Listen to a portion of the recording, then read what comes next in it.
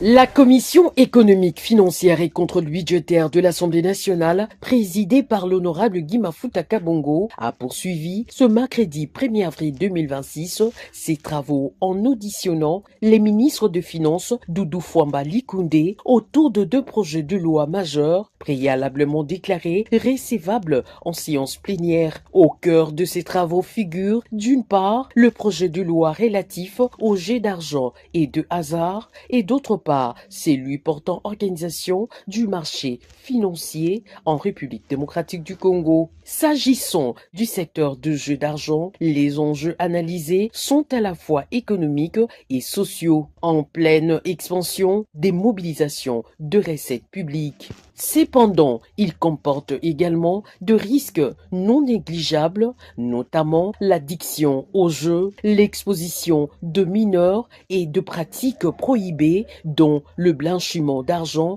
et le financement du terrorisme. Face à ces défis, le gouvernement entend instaurer un cadre légal strict et sécurisé. L'objectif est de faire de l'autorisation d'exercer dans ces secteurs une exception rigoureusement encadrée, assortie de mécanismes de contrôle, de régulation et de protection des usagers. Par ailleurs, le projet de loi portant organisation du marché financier vise à combler un vide juridique important pour un pays aux ambitions économiques affirmées comme la République démocratique du Congo. L'absence d'un cadre structurant le marché boursier constitue un frein majeur à la circulation de capitaux et à l'attractivité de l'investissement. Dans le secteur du jeu d'argent, un secteur qui connaît une influence importante, il y a un potentiel important en termes de mobilisation des recettes.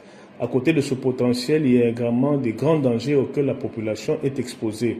Je citerai ici par exemple l'addiction aux jeux, la protection des mineurs et également le blanchiment d'argent, qui sont des faits et qui entachent réellement ce genre de secteur. Et donc il était important pour le gouvernement de légiférer là-dessus, de mettre en place un cadre légal et sécurisé pour permettre à ce que l'autorisation, qui est une exception dans ce domaine-là, soit encadrée par des mesures d'accompagnement. Également, l'objectif avec le projet de loi du marché boursier, c'est notamment faciliter la circulation des capitaux. Il est inconcevable qu'un pays aussi important, aussi énorme qu'est le Congo puisse manquer, n'est-ce pas, un cadre légal qui organise le marché boursier. Dans toutes les deux hypothèses, il était important qu'il y ait une législation là-dessus et surtout mettre en place une autorité de régulation qui va encadrer pareille activité. Les collègues ou les élus membres de la commission ECOFIN et tous les autres qui avaient un intérêt particulier pour ces deux lois qui en réalité vont favoriser à financer l'économie étaient là pour poser des questions, apporter des éclairages et le ministre, d'une clarté exceptionnelle, a eu à répondre à toutes nos questions. Au final, ces réformes poursuivent un double objectif, accroître le recette de l'État et protéger la population contre les dérives potentielles d'un secteur à fort potentiel mais sensible. Dans plusieurs pays, ces domaines contribuent significativement aux finances publiques. En République démocratique du Congo, leur encadrement apparaît désormais comme une nécessité pour mettre fin aux pratiques informelles et optimiser leur contribution à l'économie nationale.